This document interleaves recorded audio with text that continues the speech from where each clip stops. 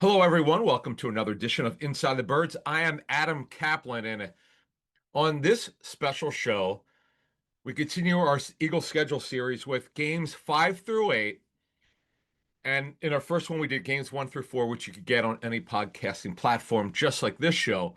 But before we get started, just a quick note on our for Patreon. We do a live stream every Wednesday with our members. And it could last, by the way, depending on how many people show up and how many questions and how the conversations go, over an hour. So check that out. You go to patreon.com/inside the birds to become a member. By the way, you could cancel at any time. There's nothing wrong with doing that. You can always rejoin anytime throughout the year. But the bottom line is you can get shows commercial free. I know a lot of people love that. I get that totally. You get Discord that's included with other members. We know a lot of people do Discord. We show up every once in a while in there. You also get Chalk Talk, where it's an instructional series, whether it's a former coach like former Eagles quarterbacks coach John DeFilippo, former personnel people, general managers who've worked at the National Football League, personnel directors, cap people. And you also get Greg Cosell live. We do that. We're probably going to start doing that again in August. We do that every week during the season, by the way. You get Greg for about a half an hour. You could talk about any team with Greg, all 32, just like you can with us. We don't just talk the Eagles on Inside the Birds. We talk all 32 teams, but mostly, as you know, it's an Eagles show, Inside the Birds, so we talk Eagles more than anyone. And then you get, which is cool, we do once a month, we do Ask an Eagle. Last month for June, this is phenomenal. We had Vinny Curry, a Super Bowl winner in 2017, which is one of our favorite ones. He was absolutely awesome. Answered some great questions, and boy, does he have great stories. So you can get all that and more at patreon.com/inside the birds to become a member. All right, let's get to the Eagles schedule, games 5 through 8. Now, the Eagles start to their schedule. I wouldn't call it a bear like maybe other years. It's obviously got its challenges. When you're the Super Bowl winner, it's not the hardest thing in the world, but it's certainly much harder than average. As we know, they host the Cowboys on Thursday night. Being the Super Bowl winner, they host the first game. Then they're at the Chiefs. They know the Chiefs very well. They actually absolutely smoked them in the Super Bowl. That's certainly still going to be a hard game on the road. Chiefs are still going to be good. Then they host the Rams, a team that they very well know, and then they're at the Bucs. For some strange reason, they're playing Week 4 in back-to-back seasons. If I'm not mistaken, let me double check. Did they play? Yeah, and I don't know we forgot to mention this. Do you know that most people don't even know this? Week 3 in 2023, the Eagles played at Tampa Bay. What the hell's going on with that one? Now the Eagles won that game. That was that. I think it was that Sunday night or Monday night game. Baker Mayfield was the quarterback. The Eagles were able to win that game. But it's just why are they playing in the first month of the season at Tampa? It just defies logic. But getting back to 2025, now we're on to week number 5. So week number 5, they will host the Denver Broncos, who came out of nowhere. The odds makers last year, depending on which book you looked at, to start the 24 season, they were given between a 4.5 win or 5.5 win total. Obviously, the books got crushed if any of the bettors took the over. They won in a big way. I wonder what the plus, if you picked over, I wonder what you were getting for that. But nevertheless, this year the odds makers learned the Broncos are opening. In fact, it really hasn't really moved. The over 9.5 wins, which is the win total, is minus 105, and they're going to make sure they're winning either way, right? The under is minus 115. I see them around 9 or 10 wins, right? So the tough part though for the Broncos is that teams kind of know who they're facing now. They know it's a Sean Payton coach team. They know what Bo Nix does. They know what the tape look like. So they're in the midst by the time they get to week 5 of 3 out of 4 away. They open against the Titans at home. Then they're at the Colts, they're at the Chargers, they host the Bengals, and then and that game, by the way, is on I think a Sunday night. And then they at Philly, a 1 o'clock Easter game. That's a 2 hour time difference. It's like kind of playing at 11 a.m. for them. They have to get through that. But the bottom line is they're playing Sean Payton. They know what they're getting as we look at their offense. They're what we call a balanced 11 and 12 offense. That means that Sean Payton Now he's got Evan Ingram at tight end. Now they could really compete at tight end. Greg Dulcich unfortunately didn't work out due to hamstring problems, but he's going to go back from 11 personnel, and they are super loaded at receiver, one of the deepest receiver teams in the National Football League. But they will run the football. They drafted a kid Harvey from Central Florida as their second rounder. They brought in J.K. Dobbins, who led the Chargers in rushing. Did a great job. He's had a number of injuries, but they will run the ball. They'll be balanced. Now, the thing getting over to Bo Nix, who was well ahead of schedule last season, most teams didn't like Bo Nix, to be honest with you. This is Sean Payton's guy, not just publicly, but privately. The word around the league was that this is his guy. This is the guy he wanted. He saw little of Drew Brees in him. He's a bigger version of Drew Brees, but pretty good athlete. There were knocks. Could he be a pocket passer? He's a guy like the rollout, pretty athletic. Well, is he willing to be a pocket passer? The answer is yes. You look at this receiver core, and this is where, if you're the Broncos, knowing the way the Eagles are, this should be a heavy 11 personnel game with Cortland Sutton, who's terrific, Marvin Mims, who could run, Vele, who was a seventh rounder last season, who's a big guy, Pat Bryant, third rounder of Illinois, who was a big sleeper, Troy Franklin, who played with Knicks at Oregon. So they're super deep at wide receiver. Now, we mentioned Evan Ingram, who's a slot tight end. Adam Troutman, who came over in a trade from New Orleans, so he'll be their wide tight end. This is not an easy situation for the Eagles, who are not deep at corner. So this to me is really challenging for the Eagles. If I'm Sean Payton, you're going to spread them out. Their offensive line is well above average. It's a solid offensive line. It's not like elite, but Garrett Bowles has revived his career. You might remember early in Garrett Bowles' career in 2017 as a first rounder. He really struggled.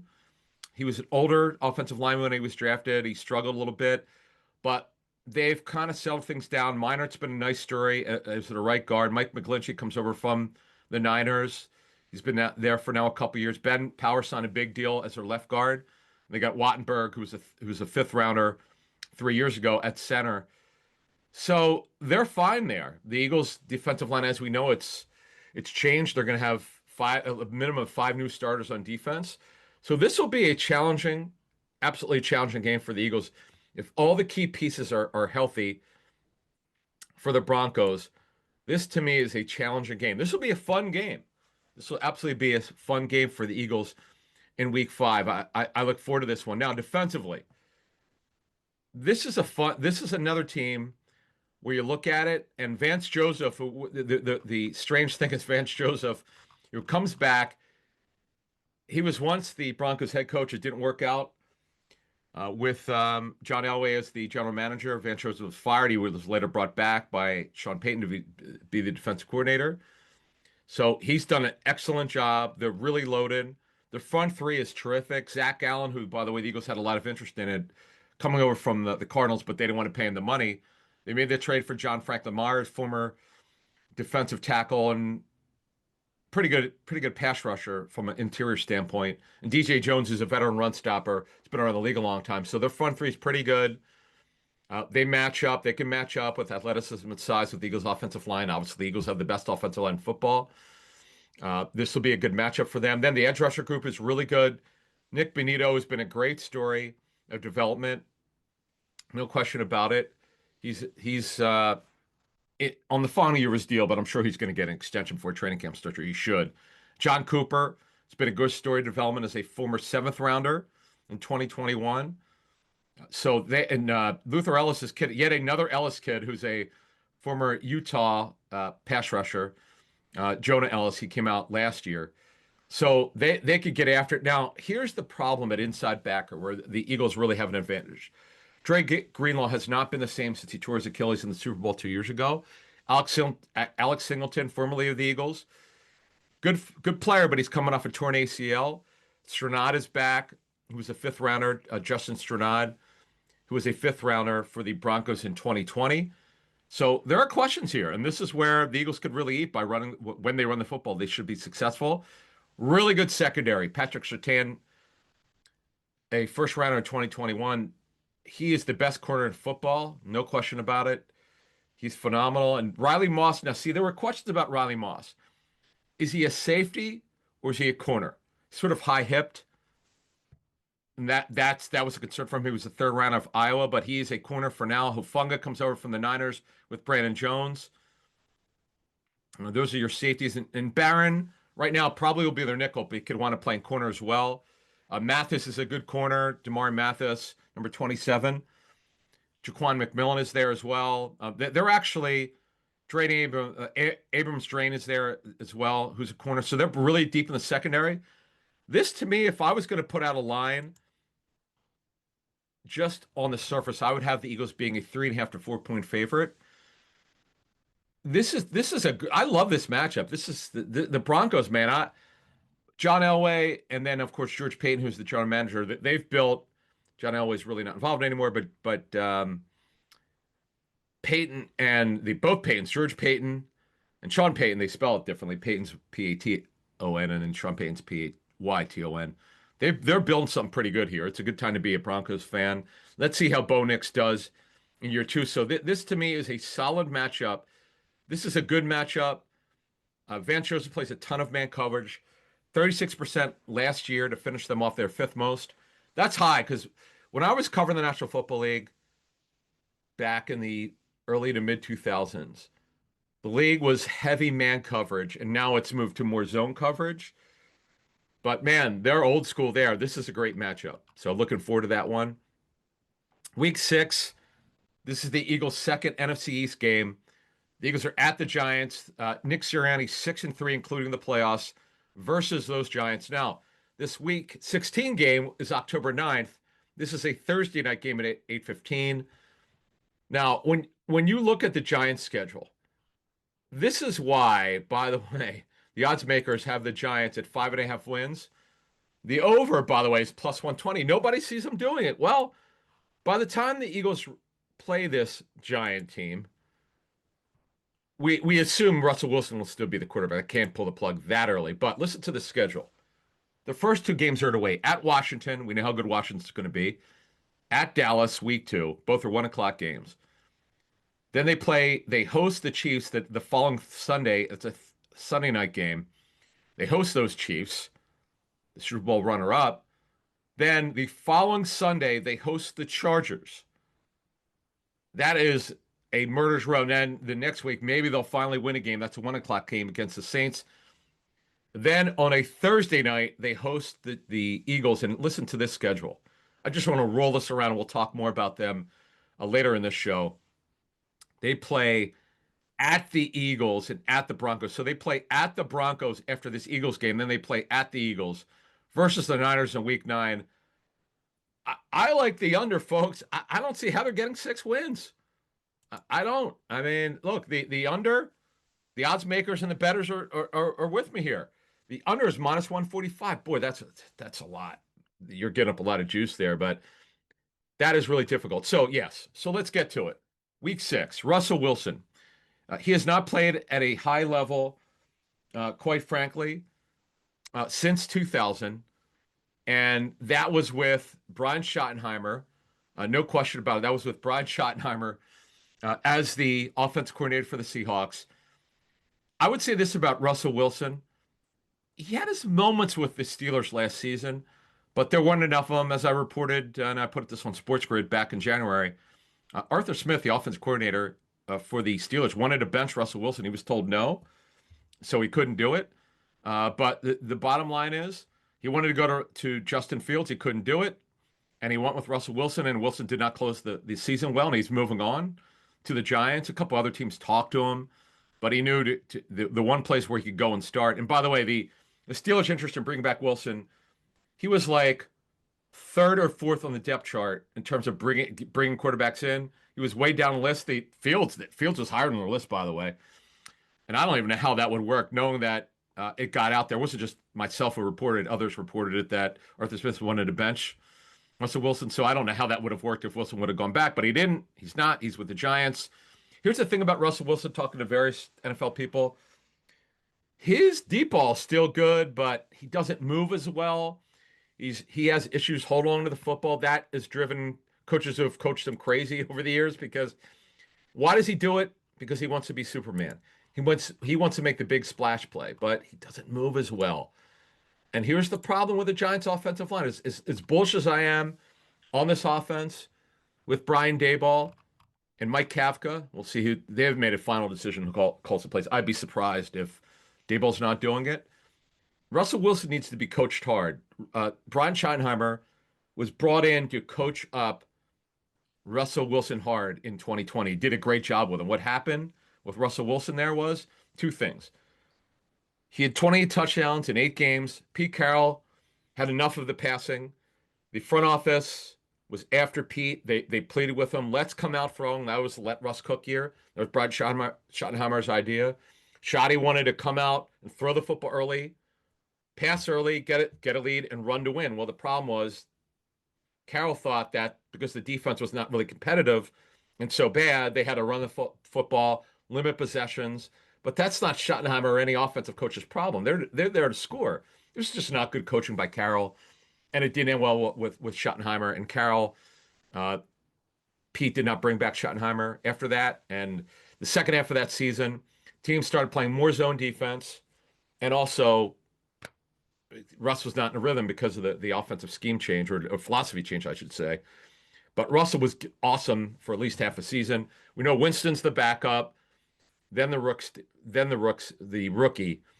And when you look at that situation with their quarterback depth chart, the question will be by the time the Eagles get to them in week 6, if they're 0-5, will they? Because pretty much if you're 0-5, you're not making the playoffs, right? The history of teams going 0-5 is minuscule in terms of making the playoffs. If you're in week 6 and they're 0-5, which is realistic, do you just bypass Jameis Winston and go to the kid?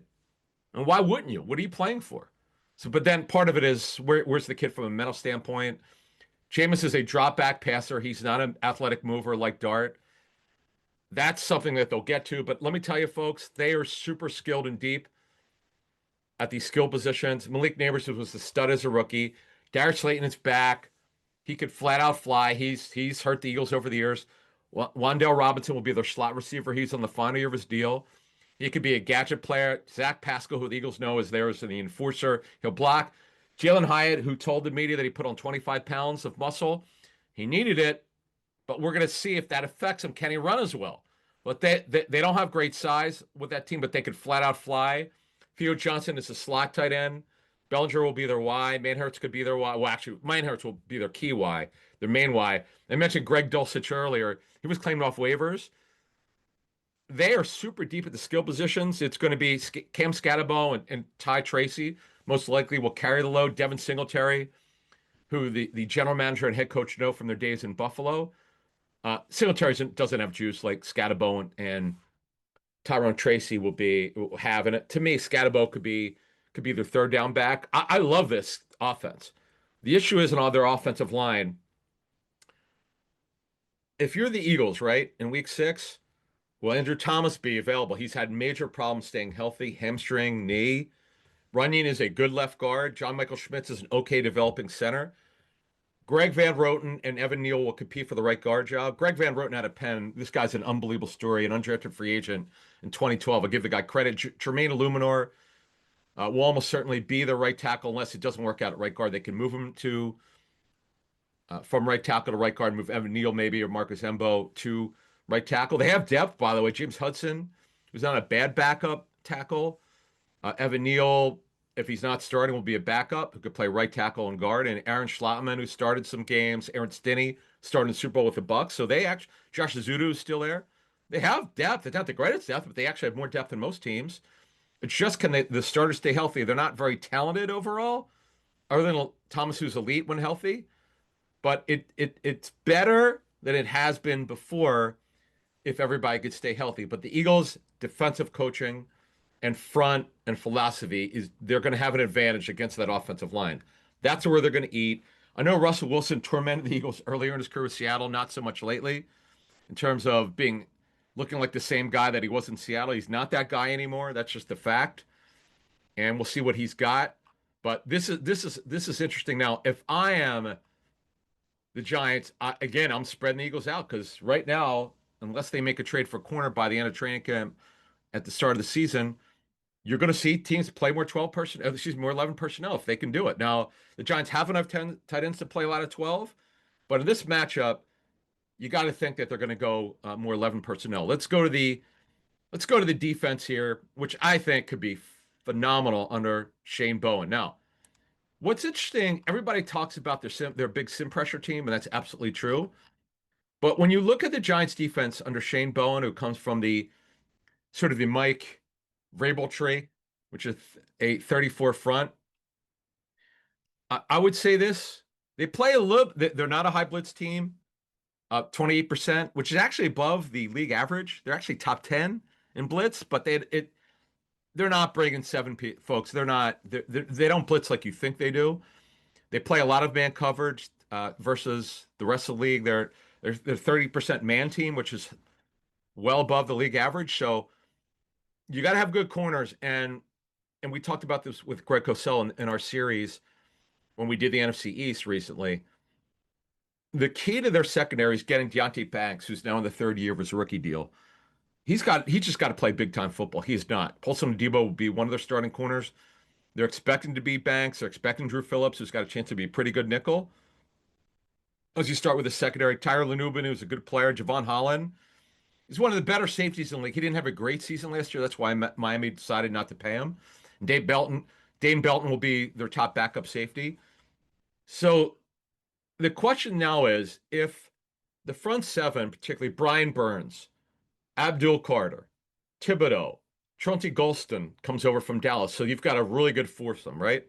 They're going to have a good rotation. And Thibodeau's got the power. Carter's got the explosiveness. Burns is bendy. We know the Eagles have an elite offensive line, but this is where, and maybe against the Eagles, you maybe have to blitz more because they just don't give up a lot of pressure. This is a fascinating philosophy here. Like, what will they do against the Eagles? Will they bring it more? Will they stunt more? Sim pressure less? Sim pressure more because they know that the Eagles could hold up against a normal pressure? It's just fascinating to see how they're going to do it. But the bottom line is with the Eagles offense versus the Giants defense, the Giants have to prove to me that they're deep enough a corner. And until then, now I know the Eagles are not a heavy 11 personnel team. This may be the week.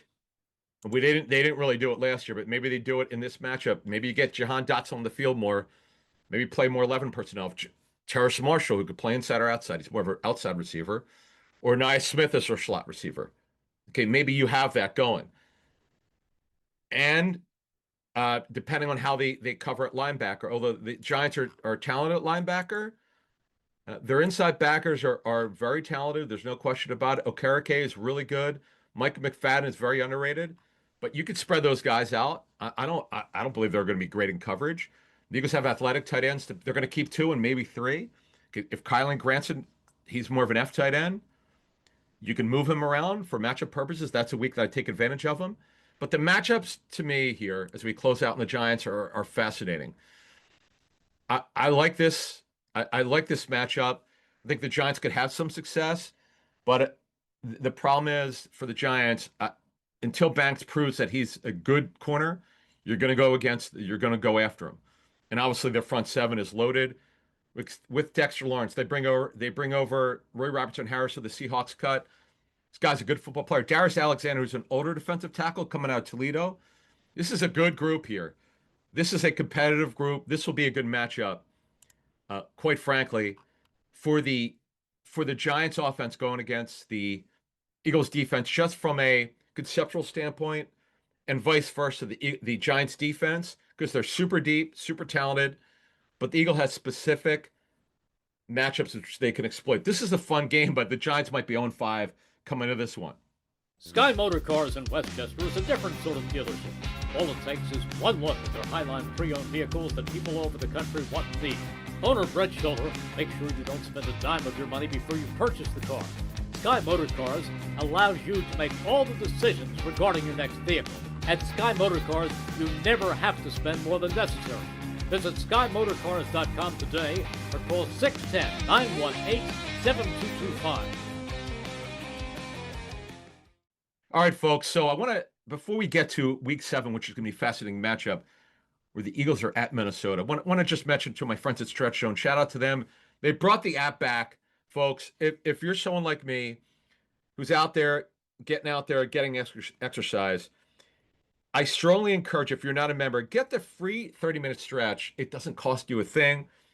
There are 13 locations in Pennsylvania or New Jersey, and they have brought the app back. And let me tell you, folks, it literally takes 30 seconds to sign up for a free 30-minute stretch. You could do it online, but if you're a member, you could actually sign up for your stretches. You get, depending on what, I get 8 per month. Depending on what plan you get, this is it right here. This is the app which they just brought back recently. You could see on IG. That's where I actually saw that they bringing it back, and it takes me 30 seconds. I'm already logged in. All I do is go, okay, which center do I want? Which stretcher do I want? And voila, I'm done. And that's it. You don't even have to call. You don't have to go in there to re-sign up. Now, you obviously could, if you're a member, you can book your stretchers when you're there, but I just do it off of my app. But you could actually, to move along here, if you're not a member, very simple. You could go online to sign up. It takes less than a minute, and you can get your free 30-minute stretch around your schedule, which is really great. You could call to your nearest center. I think it's easiest if you go online. You could call, leave a message, or you could go in stretchzone.com. I'm telling you, I've been a member for 3.5 years, and I cannot play tennis 4 to 5 days a week without them. So I appreciate their help with keeping me active and keep me going. All right, week 7, the Vikings. I cannot wait for this matchup. Kevin O'Connell, who was once the Browns offensive coordinator, quarterback's coach, and obviously a great offensive coordinator with the Rams, and now doing a great job as a head coach of the Vikings. So this game for the Eagles is October 19th. This is a 1 p.m. Eastern game in Minneapolis. And let's look at the Vikings' first 5 games. They have a bye in week 6. They're at the Bears. Then they host back-to-back the Falcons and Bengals. They're at the Steelers and at the Browns, and they have a bye week 6. And then they host the Eagles in week 7. And then after that, ooh, boy, listen to the schedule. They're at the Chargers, they're at the Lions, and they host the Ravens. So this is a daunting schedule. The Vikings now, and they're another team. Now, O'Connell comes from sort of the Sean McVay belief system. A lot of running. They use a fullback, C.J. Ham. And J.J. McCarthy never played as a rookie in the regular season. He got hurt in the first preseason game at home against the Raiders. He actually looked really good in that game. He threw some balls under pressure. I was surprised. Greg Cosell told me, and Greg was not a fan of McCarthy's tape coming out of Michigan. He said the thing that you saw from that tape with the Raiders was how good his footwork was. I thought that was interesting. Now, this is an old school West Coast scheme in terms of philosophy and routes. They have the ability to stretch teams out. They could go heavy 11 personnel. They could go heavy 12 personnel. With Jefferson, Addison, who's really good. Jalen Naylor did a good job filling in when needed last couple seasons. Tim Jones, who comes from the Jaguars, he could flat out fly. Rondale Moore's on a 1-year cheap, low-end deal coming from the Falcons.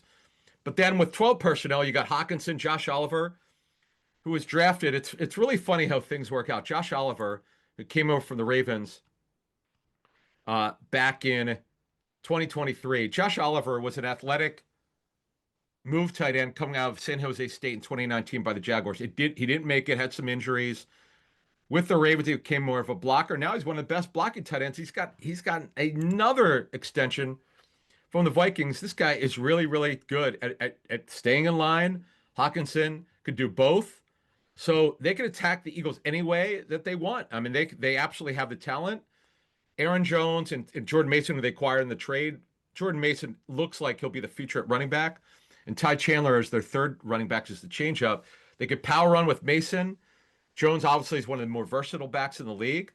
Now, their offensive line is the one issue here. Darrisaw comes back, their left tackle from the torn ACL.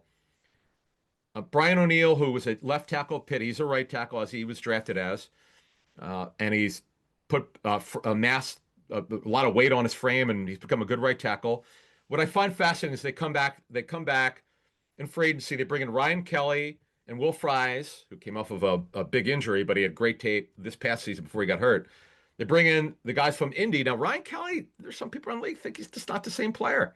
Donovan Jackson will be their left guard. He's their first round pick. So there's a lot of talent on the offensive line, but there are questions in the interior. And this is where the Eagles kind of match up pretty well with Jalen Carter, Davis, and others, and Ajomo. This is a matchup the Eagles probably could win. We'll see how good Darrisaw is coming off the ACL, but man, the Vikings are talented. Again, they could go from heavy 11 to heavy 12. They could do it any way that they want. Let's move on to the Vikings defense. The Vikings are the highest blitz team last season under the most unorthodox blitz schemes under Brian Flores. So the Eagles faced Flores, if you might remember, a few years ago, and Flores had a light box. The Eagles ran the ball like crazy against them. And you could say it was a mistake, but they were not going to give up the deep ball. Hurts didn't throw for a lot of yardage there. They just ran the ball because you never know what he's going to do, Flores. They're not a heavy man. They were not a heavy man coverage team. They were below the league average of 22%, but the highest blitz percentage. They're base 3-4. You give a lot of looks. Now, what I find fascinating, they're the oldest three-man line in the National Football League. Jonathan Allen, who was cut by Washington. Harrison Phillips, who's been there for a couple of seasons, coming over from Buffalo. And Javon Hargrave, who's older than the other two guys. And Hargrave is not a run stopper. He gets a field. Then their edges are John Grenard, one of the more underrated edge rushers, with Andrew Van Ginkel. Obviously, Fangio knows. And then they're light. They're very light at inside backer with Blake Cashman and Ivan Pace. The Eagles should be able to run against this team. In fact, I think they'd run very well against them. Hargrave, again, not a run stopper. Allen has had a number of injuries. He's an older player, good football player, though. The Eagles have an advantage here, okay? Their offensive line versus front, there's no question about it. But the thing is, when you drop back to pass, you just don't know what Flores is going to do. In the secondary, they're not very good at corner. Byron Murphy is a decent number 2 corner. He can play inside a nickel. And then you've got Isaiah Rodgers, who we reported here on Inside the Birds, is between the Eagles and the Vikings. That he wanted to go somewhere he thought he had a better chance to start. And he does. Jeff Okudah will not start over him. Rodgers will start over him. Jeff Okudah is yet with another team. He was with Houston before. Now he's with the Vikings. They've got Josh Metellus, who's a movable safety. Who could play a little linebacker, a little corner, and safety. And Harrison Smith, he's been there. This is incredible. 2012 first-round pick under Rick Spielman. And he is now 36 years old and still getting it done. Potential Hall of Fame player. The thing is, folks, and we'll stick Dallas Turner, who will be their third edge rusher. It's not a super talented defense, but guys who've been productive, like Allen, like Hargrave, like Grenard, like Van Ginkel, like Murphy, like Harrison Smith, a bunch of older players. Some guys have had injuries, but there's talent here. They're just a little bit older. Is it fading talent? That's the question. This, to me, I would have the Eagles as a favorite, a 2 or 3 point favorite. JJ McCarthy, I know he started to progress. By the way, Sam Howell will be his backup. Until he shows me he could do it and get on a roll, the Eagles are the better team here, clearly. This is a fun game, though, because Kevin O'Connell's a great coach, great play caller. He calls the plays, and he gets things done. I like the way that he does his job. But I'm looking forward to this game. This is another game. And that ends it for week 7 on to week 8. All right, week 8. This is yet another game against the Giants. And you have to wonder if they're 2-5, right? If the Giants are 2-5, let's go over that schedule. They may not even have a win. Okay, they may not even have a win. So their first 7 games, they don't have their bye. Poor Giants to week 14. Let's go over this again. Till they play the Eagles in week 8 at Washington, at Dallas, home against the Chiefs, home against the Chargers. Probably no better than 1-3. The Saints will give them the win, right? Week 5. Home against the Eagles, at the Broncos, then at the Eagles. They're not getting more than 2 wins. So if they're 2-5 here, do they go to Winston? Do they hang in there with a very outside chance to be a wild card?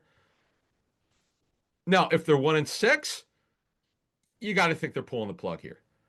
And if they do, as I said earlier in the show, do they go to the kid, Jackson Dart? We already gave you kind of what it looks like conceptually, personnel-wise, philosophy-wise. See, here's the thing. Joe Shane, the general manager, made the call on the quarterback. He's kind of tied in with Brian Daboll. If they're 1-6 here, as management kept the coaching staff together, as he kept Joe Shane, there's a lot that can happen here. And it's just the reality of the National Football League. So it is what it is. I wish them luck. I hope that they're a competitive team. This is a better roster than they've had in years past. They're actually an intriguing team with a lot of talent that has not been developed. There's a lot of upside this team, but they have the NFL's toughest schedule to start the season. As I said, Sirianni is 6-3, probably going to be 7-3 against the Giants by the time they play them. The Giants they're 4 home, 4 away in their first 8 games. This to me, folks, I'm in a buy in week 14. I just oh my actually it's 1, 2, 3, 4. Yes, it's 4-4. It's two away, 2 at home for the Giants, 1 away, 1 home, then 2 away. Boy, I hope for their sake that they win at the Cowboys in week 2. If they don't, they might have to wait. Probably will have to wait for their first home win until week 5. Now, if Russell Wilson finds a fountain of youth and starts playing great football, you never know, but it's going to be really hard for them. All right, that's it from here. This has been fun. Next week, we will go to the next part of the Eagles schedule. The Eagles have a bye in week 9. That's at Green Bay, home against the Lions, at the Cowboys, and home against the Bears. But that is a fun group of 4 teams. But until then, folks, I'm Adam Caplan, and I'll speak to you then.